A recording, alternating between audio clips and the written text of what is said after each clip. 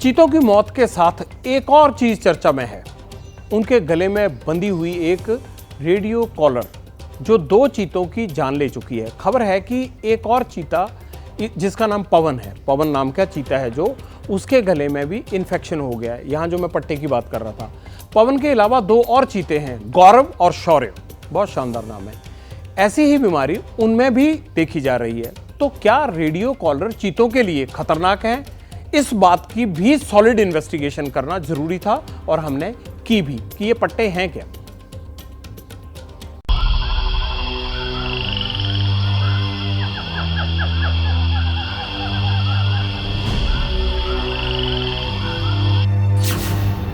इन धुंधली तस्वीरों के पीछे मौत के पट्टे का पूरा सच छिपा है। 2 चीतों के गले में गहरे जख्म हैं। दिखा नहीं सकते, लेकिन सच तो बता सकते हैं। जख्मों की वजह है ये रेडियो कॉलर। इससे कूनो नेशनल पार्क में चीतों को ट्रैक किया जाता है। ये कॉलर चीतों के लिए मौत का पट्टा कैसे बना, ये बड़ा सवाल है। क्या कूनो नेशनल पार्क में चीतों की ठीक से देखभाल नहीं हो रही? क्या रेडियो कॉलर चीतों के लिए घातक है? कॉलर से जख्म हुए तो वक्त पर ध्यान क्यों नहीं दिया गया? इन सवालों की जांच हो रही है और होनी भी चाहिए। जांच तो रेडियो कॉलर की भी बनती है, क्योंकि चीतों की मौत के बाद रेडियो कॉलर चर्चा में है। ये रेडियो कॉलर होती क्या है, पहले ये समझिए। इससे जंगली जानवरों पर नजर रखी जाती है। ये छोटे रेडियो ट्रांसमीटर में लगा कॉलर होता है, जो जानवरों की हर एक्टिविटी का डाटा इकट्ठा करता है।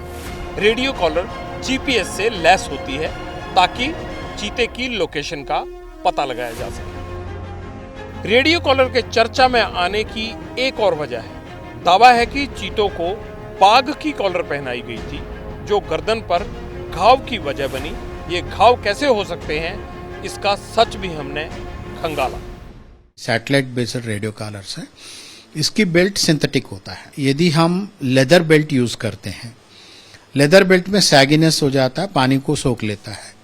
लेकिन सिंथेटिक बेल्ट शुरुआत में थोड़ा सा मुलायम होता है, लेकिन बाद में चल के पॉलीमराइज होने के कारण वो मतलब कड़क हो जाता है, तो उससे रगड़ ज्यादा होता है जानवर को। रेडियो कॉलर के क्या साइड इफेक्ट है, इसे आसान भाषा में समझिए। लंबे समय तक इसका इस्तेमाल जानलेवा हो सकता है। गर्दन पर घाव और सेप्टिसीमिया हो सकता है। जैसे कलाई पर लंबे समय तक घड़ी बांधने से स्टेफिलोकोकस आयरिस बैक्टीरिया बढ़ता है, जिससे सेप्टिक या मौत भी हो सकती है। तो क्या रेडियो कॉलर जानलेवा हो सकता है? इस पर वाइल्ड लाइफ एक्सपर्ट क्या राय रखते हैं, जरा ये सुन लीजिए। कि इससे पहले भी भारत में बाघों में, तेंदुओं में और यहाँ तक कि हाथियों में भी रेडियो कॉलर लगाए जाते हैं, लेकिन आज तक कभी इस तरह की घटना नहीं हुई। ये अभी एक जांच का विषय है। हमारी सरकार अभी मुस्तैद है। जिस तरह से एक वॉच रखा जा रहा है, एक पूरी मॉनिटरिंग करी जा रही है कूनो के क्षेत्र में। 8 चीतों की जान चली गई। अब कूनो नेशनल पार्क में मॉनिटरिंग वॉच लगेगी। ये सब पहले होता तो शायद मौत का आंकड़ा कम हो सकता था।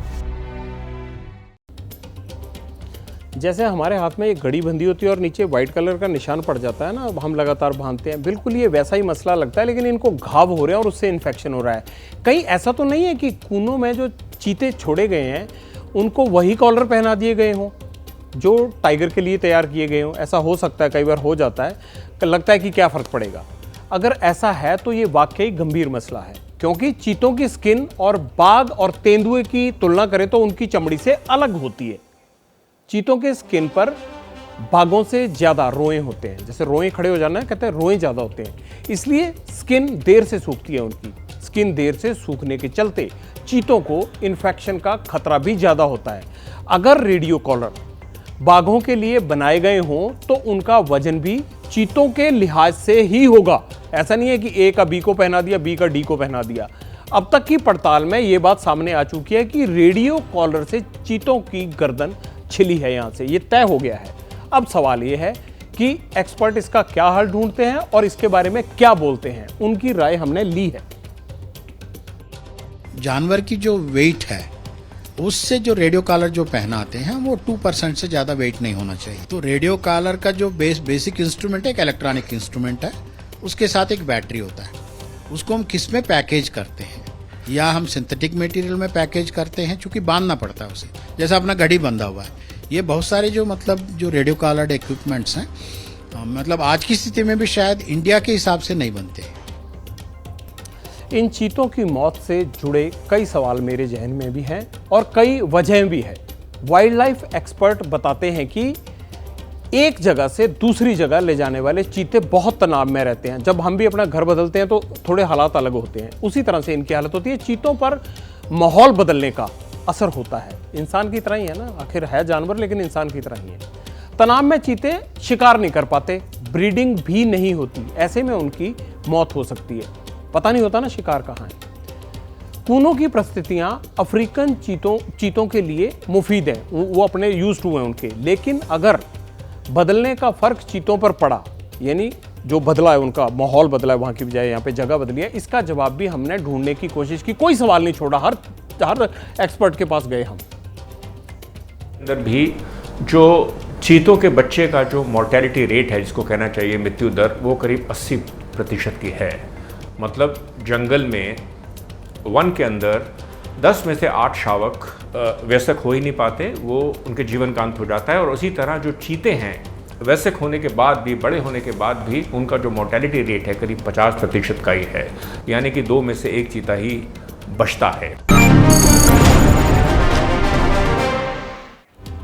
चीतों को एक जगह से दूसरी जगह बसाना आसान नहीं होता और उन्हें बचाना उससे भी बड़ा चैलेंज है, बड़ी मुश्किल है, क्योंकि चीतों को शेर और बाघ के मुकाबले बीमारियां जल्दी लगती हैं। वो अपने आसपास का जो माहौल होता है उसको लेकर ज़्यादा सेंसिटिव होते हैं।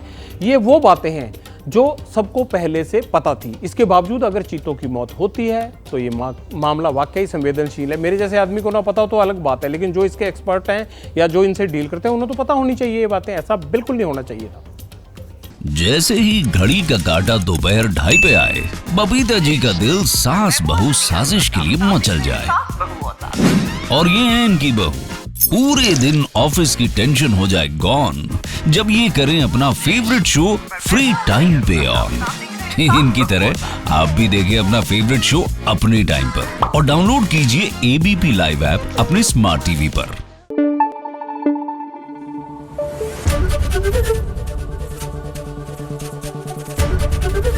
एबीपी न्यूज आपको रखे आगे।